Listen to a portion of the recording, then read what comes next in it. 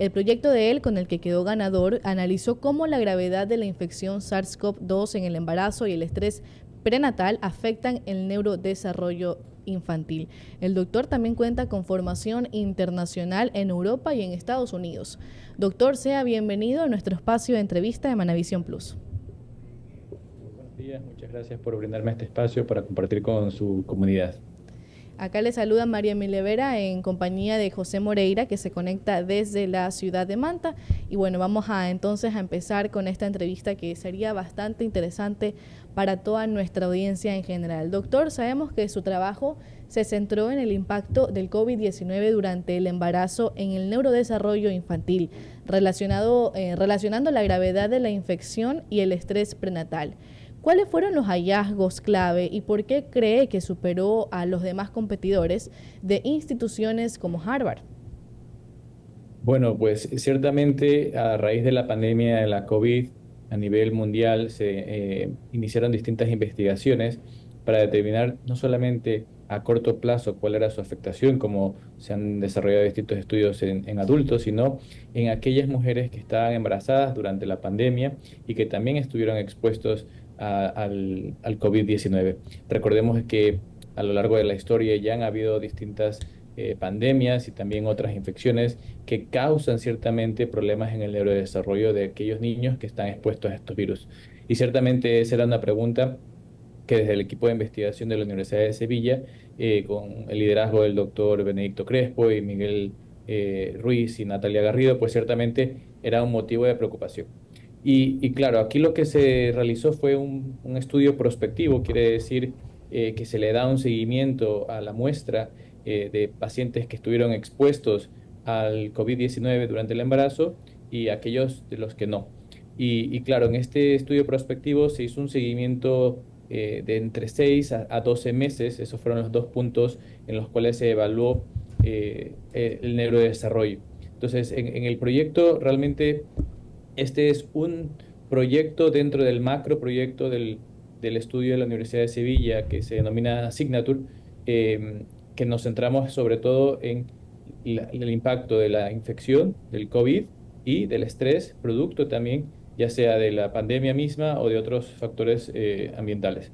Y lo que vimos es que al menos en estos primeros meses de vida, a nivel del neurodesarrollo, utilizando un instrumento de screening, es decir, de detección precoz sobre distintos dominios del neurodesarrollo, como puede ser la comunicación social, como puede ser la resolución de problemas, entre otros, no hay un retraso en el neurodesarrollo de aquellos niños que estuvieron expuestos al COVID-19.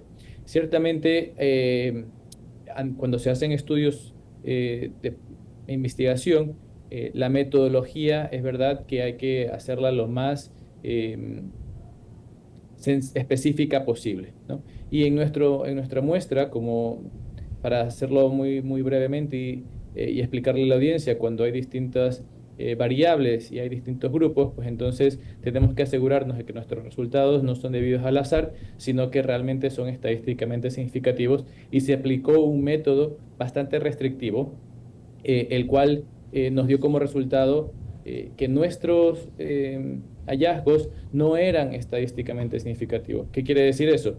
Que no se vio esa asociación entre infección grave, estrés materno y alteración en el desarrollo.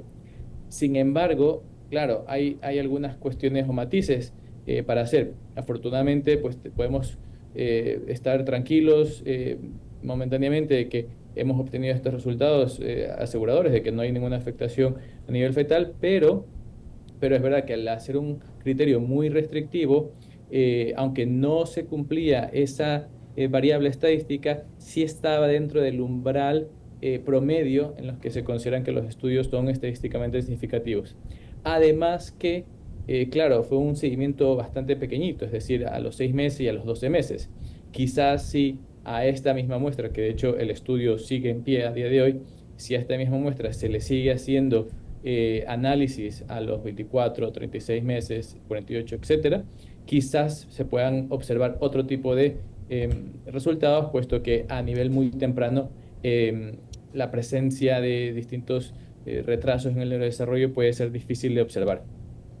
Doctor, y justamente por acá uno de nuestros oyentes nos comenta una situación que registró su hermana en la pandemia. Acá nos cuenta que su hermana estuvo embarazada durante la pandemia, que después en el año 2021 dio a luz y su hija actualmente tiene cierto grado de autismo. Entonces, sus resultados indicarían que no tiene una relación. Bueno, y efectivamente nosotros, desde mi grupo de investigación, esta es una corte en España, pero hay más cortes, ¿no? Tanto en Estados Unidos como en otros países de Europa, y los resultados que se van obteniendo no necesariamente son consistentes. Eh, Puedo decir que en mi grupo está utilizando este método bastante restrictivo para ser realmente bien específicos. No encontramos, pero hay otros grupos que sí han encontrado alteraciones en el neurodesarrollo. Entonces, para que los estudios sean, podamos llegar a una conclusión, se tienen que replicar los hallazgos y los resultados. Y entonces lo que estamos viendo en estas réplicas son resultados contradictorios, ¿verdad? Entonces yo creo que aunque ya han pasado 5 años de la pandemia, los estudios que se están desarrollando en el mundo realmente es la primera fotografía de lo que podemos intentar descifrar si realmente hay un impacto o no hay un impacto en el neurodesarrollo. Y luego también es verdad que dentro de la misma, mm, vaya, dentro del mismo proyecto de investigación tenemos otras variables que se están estudiando a día de hoy, como puede ser el mismo estado inflamatorio de la madre, que puede llevar a otras consecuencias fetales y por ende a problemas después del nacimiento, ¿verdad? Entonces, no hay como llegar en este momento a una conclusión definitiva de si afectó o no afectó. Listo, doctor. Entonces, bueno, eso también permitiría de pronto darle seguimiento a este estudio, de pronto abrir un nuevo estudio ya. ¿En qué tiempo más o menos? ¿En una próxima corte usted consideraría cuántos años después? Bueno, pues fíjese que justamente ahora la muestra ya está reclutada y nosotros tenemos distintos resultados o se podría decir datos, tanto biológicos como psicosociales, y se siguen analizando. Y de hecho, se siguen haciendo seguimiento. Hace poco se envió a los participantes una nueva batería de cuestionarios de evaluación para nuevamente hacer este seguimiento. Entonces, yo creo que darle un tiempo estimado me quedaría corto en yo decirle si necesitamos solamente 2 años, 4, 6. Realmente esta corte se puede seguir durante muchos años para realmente ver si ya en la etapa de la primera infancia o en la etapa de la adolescencia puede o no pueden presentar estas personas que estuvieron expuestas a la COVID durante el embarazo alguna alteración tanto del neurodesarrollo como de problemas mentales. Doctor, también centrándonos un poco más en la población más joven, en los adolescentes. En muchos eran bastante sociables antes de la pandemia. Después, cuando se tuvo este confinamiento, muchos redujeron esa socialización que tenían con adultos, con niños de su edad y todo esto. Y después se ha visto un cambio notorio en su personalidad. Quiere decir que el haber estado encerrados básicamente durante la pandemia sí influyó o no, porque hay adultos que no creen en esto, porque hay otros que sí dicen, no, es que por la pandemia ella adoptó ese comportamiento, se aisló un poco más, ahora tienden a ser un poco amargados, pero hay adultos que dicen que no, que la pandemia es mentira, o sea, que la pandemia no es responsable del actual comportamiento de los adolescentes. ¿Usted creería que sí influye? Y adelante, inteligencia con esto de acá. Sí, claro, bueno, pues a raíz de la pandemia, efectivamente a nivel mundial, no solamente de Latinoamérica o de Estados Unidos o de Europa, se han visto una incidencia alarmante de distintos problemas de salud mental en los adolescentes. Y recordemos que la adolescencia es un periodo de vulnerabilidad debido a que el cerebro en desarrollo pasa por un proceso cerebral madurativo que se llama pruning, en el cual se van eliminando ciertos circuitos cerebrales para potenciar otros y que esté de una manera más integrada conectado al cerebro. Y por supuesto, si durante este proceso madurativo hay un evento estresante importante como es una pandemia con todos los problemas, no solamente físicos de salud que eso conlleva, sino también sociales, pueda afectar como una situación estresante y para algunos traumáticas, porque muchas personas pudieran haber estado expuestas, ya sea a las mismas consecuencias médicas del virus, ingresados en cuidados intensivos o ver a familiares, no propiamente ellos, pero ver a familiares graves de salud que han fallecido por el COVID, además de ciertamente impacta muchísimo en el desarrollo de una persona el aislamiento social, ¿no? Los seres humanos somos seres que por naturaleza necesitamos conectar con otras personas, ¿no? Y durante esta pandemia se vivió durante meses un aislamiento que dificultó que la interacción entre los adolescentes, tanto con otros pares como con sus mismos padres, etcétera, ¿no? Entonces, no es un invento de la sociedad moderna, es un hecho objetivo que se vivió en el mundo. Para muchos fue un evento traumático en la infancia y ciertamente eso propició a esta incidencia alarmante de problemas de ansiedad y de depresión en adolescentes, que a día de hoy se siguen viendo las consecuencias. Doctor, precisamente allá apuntaba y voy con mi inquietud. Según el estudio que usted realizó y con el cual ganó este concurso, ¿cuáles son las principales o qué se ha identificado, por ejemplo, en niños? Actualmente presentan, lo mencionaba María Emilia, casos de autismo, a lo mejor de ansiedad, de depresión. ¿Cuáles son estas situaciones que usted logró identificar con su estudio? Bueno, son dos cosas diferentes, pero que se pueden complementar. ¿En qué sentido? ¿No? En el estudio se centró en el neurodesarrollo, haciendo un seguimiento a los 6 y a los 12 meses. Y por tanto, no Ya, podemos hablar de trastornos mentales porque es Muy por la temprano. edad exactamente del paciente. Pero si hablamos acerca de consecuencias posteriores, pueden ser derivadas o no derivadas de la pandemia, lo que estamos viendo en la actualidad y esto es también algo que se está investigando desde mismo los Estados Unidos y otros países europeos, un aumento en la incidencia del autismo. Si hacemos un recuento de la prevalencia en el autismo, ha pasado de un menor a un 1% a en la actualidad un 3% de la población diagnosticada de autismo, ¿no? Y el autismo como condición del neurodesarrollo afecta también ciertas áreas del cerebro que permiten la comunicación y la interacción social, el comportamiento, ¿verdad?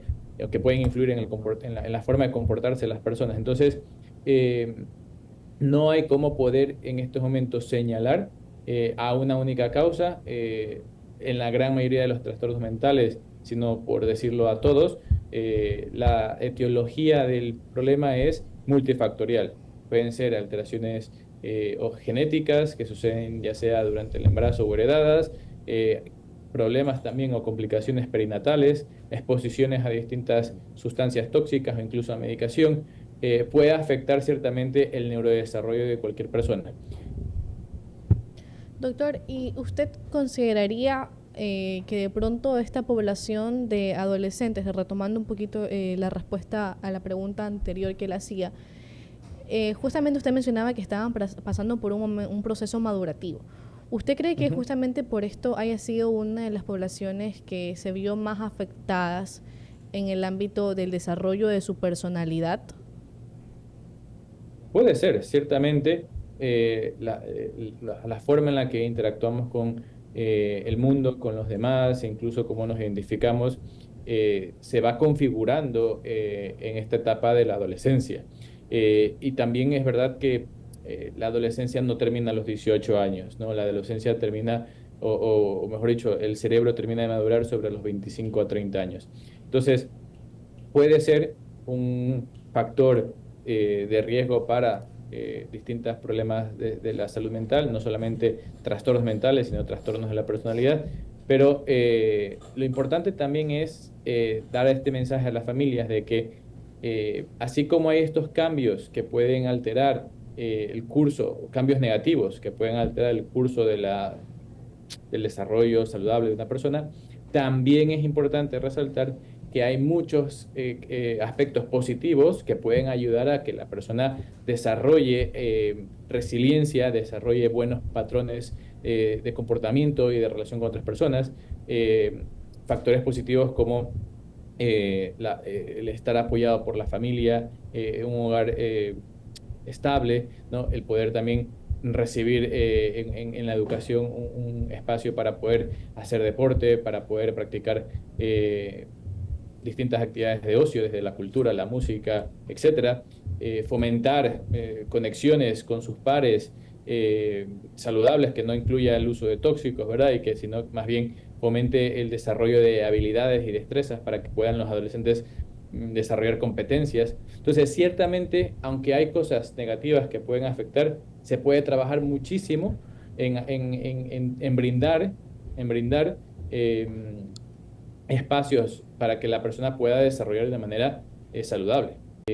Causales que pueden llevar a un adolescente a querer quitarse la vida, desde traumas infantiles, ya sean físicos, emocionales o abusos sexuales, a también la situación gravísima que puede ser el acoso escolar o el famoso bullying, ¿no?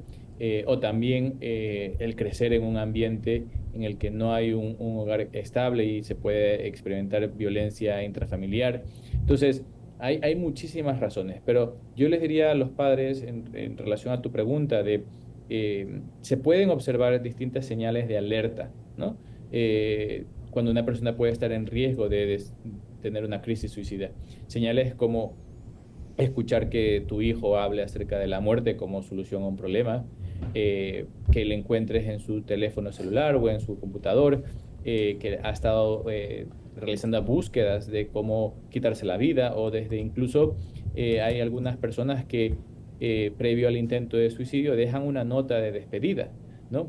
Todas estas son señales de alarma importantes que hay que inmediatamente proveer ayuda, pero también necesario también observar otras señales que pueden reflejar un posible trastorno mental detrás, como puede ser un cambio en su comportamiento, desde estar más aislado a estar más irritable, a dejar de tener ganas de hacer cosas que antes le gustaba hacer, como ir a la escuela, estar con los amigos, tener problemas de sueño. De hecho, en una última revisión se determinó que la gran mayoría de los pacientes que tienen una crisis suicida expresan como marcador biológico alteraciones en el sueño, ¿no? Entonces, hay distintos cambios y distintas señales que se pueden observar previo a un intento de suicidio. Y también importantísimo tener en consideración los antecedentes psiquiátricos personales y familiares personales, ¿no?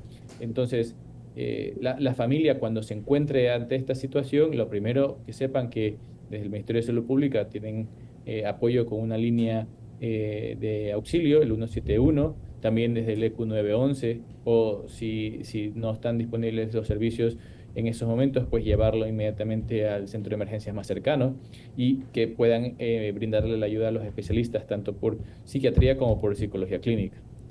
Doctor, hay ¿Cuáles son? padres, José, Dele, María Emilia, dele. hay padres que no creen en la depresión, hay padres que no creen en la ansiedad, en la tristeza, no creen que un adolescente pueda estar cansado, no creen esto, minimizan bastante los problemas por los que puede pasar un adolescente o un joven.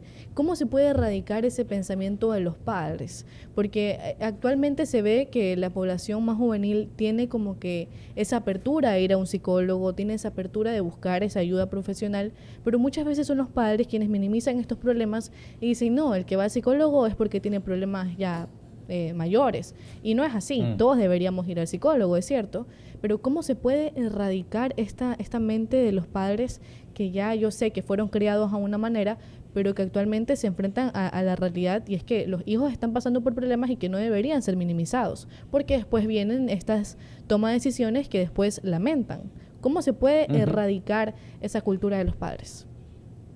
Bueno, yo diría que teniendo esta conversación, justamente desde los medios de comunicación como es el suyo, brindar este espacio para que las familias puedan escuchar sobre todo educarse respecto a la salud mental, ¿no? Aquí en el país se experimenta, y lo veo todos los días en la práctica clínica diaria, un estigma profundo contra la salud mental en relación a lo que tú dices de no creer que existan problemas de depresión o de ansiedad en adolescentes. Y claro, la ciencia nos dice todo lo contrario, ¿no? El 75% de los problemas de salud mental se desarrollan en la adolescencia. Incluido, por supuesto, está la depresión, ¿no?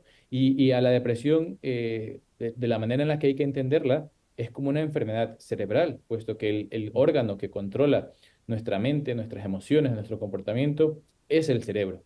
Y cuando no hay un desarrollo sano o cuando el cerebro puede enfermarse, pueden producirse distintos síntomas o distintas enfermedades. Yo lo que le digo a las familias es, así como el corazón puede enfermarse, el cerebro también se puede enfermar y puede llevar a muchísimos problemas de salud mental. Entonces, brindar espacios como estos ciertamente van a ayudar a reducir el estigma contra la salud mental. Y aprovecho también para invitar a la audiencia de Manavisión y a todos aquellos que nos escuchan, tanto de otras partes del país, que en la ciudad de Guayaquil este sábado 13 de septiembre se va a realizar por parte de la Asociación Ecuatoriana de Psiquiatría la primera jornada de prevención suicida infanto-juvenil en el centro de convenciones. Y entonces también ese es otro espacio que desde la sociedad científica estamos promoviendo para justamente educar a las familias sobre qué es el suicidio y cuáles son las distintas causas y también cómo ayudar a las personas, adolescentes, adultos, quien sea que esté atravesando por una situación tan grave como para poder pensar quitarse la vida. ¿Cuáles se han identificado, doctor, como posibles factores de riesgo para el suicidio infantil y adolescente? Bueno, son varios. No hay Ya. uno solo más prevalente que otro, pero se entiende que todos los acontecimientos traumáticos en la infancia aumentan el riesgo de suicidio, incluyéndose la violencia intrafamiliar, o sea, la violencia doméstica, Ajá. incluyéndose también el abuso o el acoso escolar, incluyéndose también enfermedades mentales como la depresión o el consumo de sustancias, ¿no? Entonces, desde las escuelas, de hecho, también se puede hacer mucho, puesto que los niños pasan en la escuela como si fuese su segundo hogar. Y hay distintos lineamientos propuestos, ¿no? Dicho sea de paso, por el Ministerio de Salud Pública, que les permite a las escuelas abordar esta situación. Es verdad que son pasos administrativos más que clínicos, pero que no obstante van a ayudar a que ese niño o esa niña reciba los recursos de atención médica especializada si las escuelas notifican sobre esto. Esto me permite a mí decir que la estadística de la que hemos estado hablando no necesariamente es un dato fiel. ¿En qué sentido? En que hay muchos suicidios no reportados y quizás las muertes por suicidio sean muchas más de las que realmente lo tenemos registrado. Entonces, desde las escuelas también invitar a cada uno de los maestros, profesionales del DESE a notificar a las autoridades correspondientes cuando un adolescente exprese estos pensamientos porque eso le va a aperturar distintos recursos de salud mental disponibles.